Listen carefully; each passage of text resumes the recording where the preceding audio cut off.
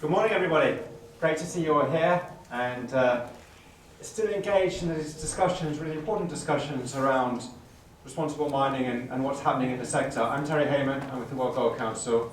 I'd like to thank our host, MINEX. I'd like to thank Simmons & Simmons for accommodating today.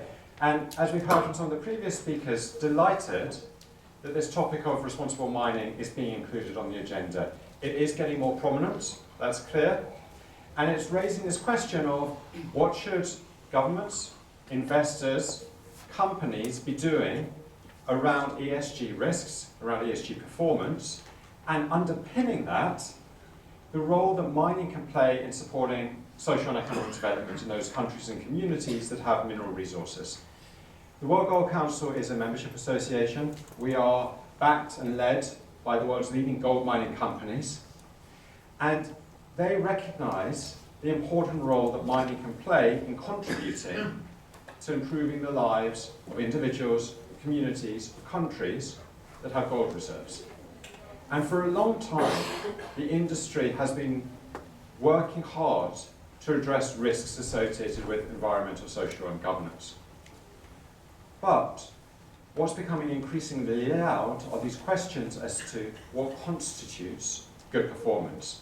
And how do we develop frameworks that allows everybody to speak in the same page around responsible gold mining? So, earlier this year, the World Gold Council set out the responsible gold mining principles. And this builds on existing good practice. And one of the first things we did was map the broad landscape to identify those material risks associated with gold mining. A lot of this applies to general mining, and allow investors, governments, employees, communities to, if you like, understand what constitutes good performance as it relates to gold mining, and ask companies what they are doing. So, one of the things we've worked very hard to do is set out what should be, and is intended to be, a very easy to access organising framework. So we have looked at the broad landscape of environmental, social, governance considerations and set out these 10 organising themes grouped under environment, social and governance.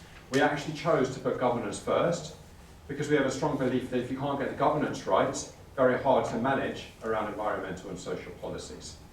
So on the slide here are those 10 themes. Outside, please pick up copies of the principles themselves, and you will see that there are 51 individual principles spread out across these 10 themes, across, again, what we believe to be the material issues associated with environmental, social and governance risks for gold mining. How did we do this? Well, as I talked about, we first mapped the existing set of standards and codes, and really important to note that this is not a new area. There's been a lot of work done over the last several decades. What's been missing is this organising framework. So we then went through an extensive consultation exercise, again, led by our members, world's leading gold mining companies, a number of them you'll be familiar with, a number of them have already been talked about today, and engaged very extensively with external stakeholders, with the development community, with governments, with civil society, employees, community organisations, and over 2 years conducted a number of externally facilitated roundtables, bilateral conversations, released 2 different drafts of the emerging principles that have really led to better outcomes in terms of what we have put forward now as these principles.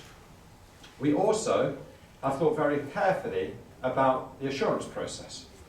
And so implementing companies are required to disclose their conformance with these principles and get external assurance on it.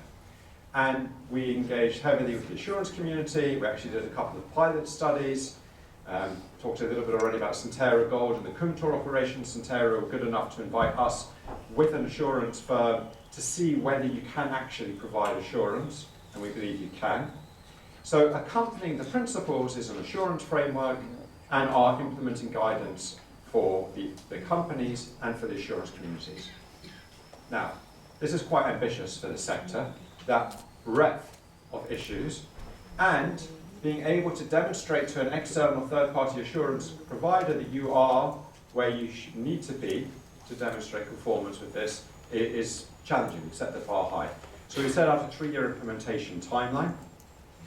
What we would love to see, and one of the things that I'm delighted to be given the opportunity here and in other forums, is encourage investors, governments, anybody involved in the mining sector to ask all gold mining companies, not just members of the World Gold Council, all gold mining companies, what they are doing to implement these responsible gold mining principles and how they are using this to increase ESG performance in their companies. We've heard already today, and we are a very strong believer, the potential role that mining can play when it is undertaken responsibly. The responsible gold mining principles are that vehicle to give confidence that gold mining has been undertaken responsibly. So, a new framework applies across the spectrum, and I think that's been one of the challenges in this sector. There's so many different standards and codes, but we believe until now nothing that comprehensively sets out the complete set of material issues related to gold mining. We'd encourage you to use it, would encourage you to engage with companies in the gold mining space around this. One final point.